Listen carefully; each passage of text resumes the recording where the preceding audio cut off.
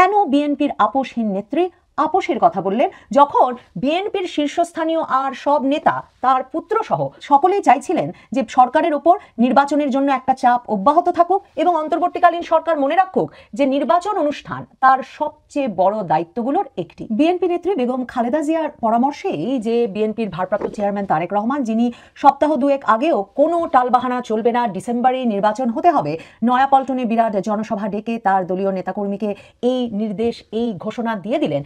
সেই তারেক রহমান যখন লন্ডনে ডক্টর মোহাম্মদ ইউনূসের দেখা পেলেন, তখন ডিসেম্বরে নির্বাচনের কথা মুখ দিয়ে উচ্চারণই করলেন না। সরাসরি রোজার আগে ফেব্রুয়ারি মাসে নির্বাচন করা সম্ভব হয় কিনা সেরকম একটি নরম সরম প্রস্তাব তুলে ধরলেন ডক্টর মোহাম্মদ ইউনূসের কাছে। কিন্তু বিএনপি নেত্রী, আপোষহীন নেত্রী বেগম খালেদা জিয়া এমন একটা আপোষে বিএনপিকে এই সময়ে কেন পরামর্শ দিলেন? মনে করে দেখুন, সময়টা এমন যখন ডক্টর মোহাম্মদ ইউনূসের অন্তর্বর্তীকালীন সরকার বিএনপি সহ সমমনা রাজনৈতিক দলগুলোর কাছ থেকে একটা বড় ধরনের চাপের মুখে পড়েছেন। এমন চাপ যে সেনাবাহিনীর ভেতর থেকে চাপ এবং রাজনৈতিক দলগুলোর ভেতর থেকে চাপে মাঝখানে একটা পদত্যাগ নাটকও সাজিয়ে বসতে হয়েছিল তাকে। তো এই সময়ে বেগম খালেদা জিয়া 7ই জুন ঈদের দিন স্থায়ী কমিটির সদস্যদের ডাকলেন ঈদ শুভেচ্ছা বিনিময়ে। আর এখন আমরা এটা পরিষ্কার জানি যে সেখানেই খালেদা জিয়া বলে দিলেন যে সরকারের সঙ্গে দূরত্ব এতটা বেড়েছে কেন এবং অন্তর্বর্তীকালীন সরকারের সঙ্গে দূরত্ব বাড়ানো চলবে না, সম্পর্কের উন্নয়ন ঘটাতে হবে। তারপরেই তারেক ইউনূস বৈঠক নিশ্চিত হলো লন্ডনে। আর সে বৈঠকের ফলাফল তো আমরা জানি।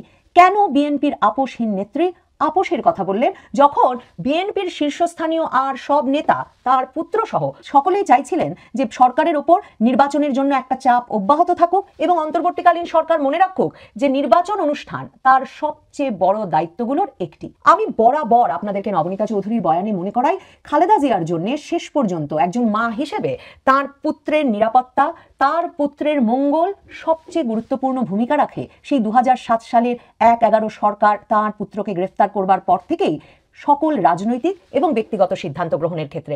আমি যখন নবনীতা চৌধুরীর বয়ানে মনে করাই যে 1.5 বছরের বেশি সময় সেনা হেফাজতে তীব্র নির্যাতনের শিকার হওয়ার পর তারেক রহমানের মা খালেদা জিয়াকে রীতিমতো মুচলেকা দিয়ে এবং সেনাবাহিনীর সাথে বড় ধরনের আপোষ রফার মাধ্যমে ছেলেকে মুক্ত করে লন্ডন পাঠিয়ে দিতে হয়েছিল।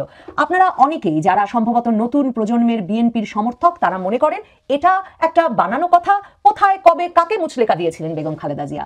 Moudud Ahmed, James F Moriarty, তখনকার যুক্তরাষ্ট্রের রাষ্ট্রদূত, এদের তার বার্তায় সেই মুচলেকার কথা পরিষ্কার লেখা থাকলেও এবার আপনাদেরকে শোনাতে চাই খালেদা জিয়ার বয়ানে।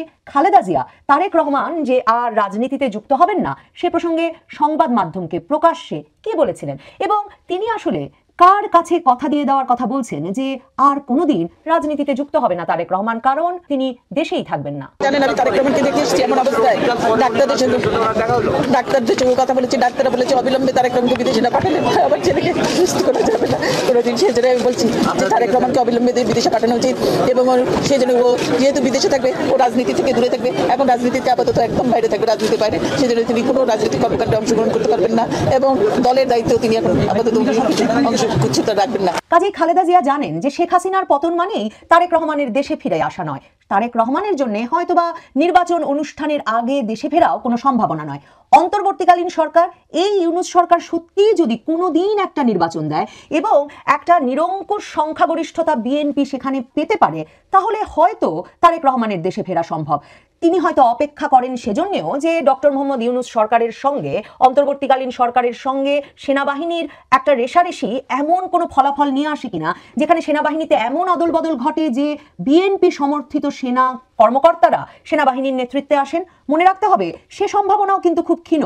আওয়ামী লীগ ঘনিষ্ঠ বলে যাদেরকে চিহ্নিত করা হচ্ছে তারা সরে গেলে যদি জামাত ঘনিষ্ঠরা আসে, জামায়াতে ইসলামী সহ জামায়াতপন্থী দলগুলোর শীর্ষ সেনা নেতৃত্ব ও সেনাবাহিনীর ক্ষমতা নেয়, তাহলেও কিন্তু তারেক রহমানের দেশে ফেরা তারা নিশ্চিত করবেন না।